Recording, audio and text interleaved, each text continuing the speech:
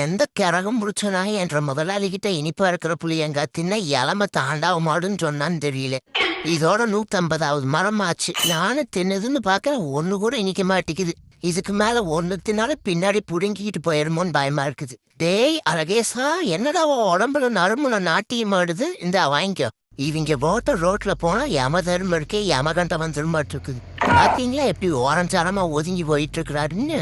அடே அதனடானா கரண்ட் கம்பி மேல தொங்கிட்டு கிடக்குது, நீ என்னடானா அதோட நிழல் கூட தொங்கிட்டு கிடக்குற. என்ன பொழப்போ போ. ஐயோ, அந்த கேடு கிட்டவள எங்கேயாவது கூட்டிட்டு போய் தொலைங்கடா. சே, இவ ஆத்தாக்காரி கிட்ட ஒரு வயசு சோறு வாங்கி திங்கிறதுக்கு நான் எவ்வளவு மானம் கட்டு போய் தெரிய வேண்டியது இருக்கு தெரியுமா? பாருங்கிறா, உள்ளுங்கிறா, பெரலுங்கிறா. மனுஷங்க வாழ்க்கை தான் கேவலமா போயிட்டு இருக்குன்னு பார்த்தா என்ற வாழ்க்கையும் கேவலமா தான் போயிட்டு இருக்கு போல் இருக்கு. ஊர் கண்ணு, உறவு கண்ணு, என் வாத்தியார் நல்ல கண்ணு, தேமொழி கொல்லி கண்ணு, எல்லாருக்கண்ணும் பட்டு போக. ஏண்டா மகனே எங்களுக்கு சுத்தி போட்டுட்டு இருக்க? அது எனக்கு பிசாசு பிடிச்சிருக்காமாமா, அதனாலதான். அதுக்கு உனக்கு தானடா நீயே சுத்தி போட்டுக்கணும். ஆனா ஆமால, மறந்துட்டேன்.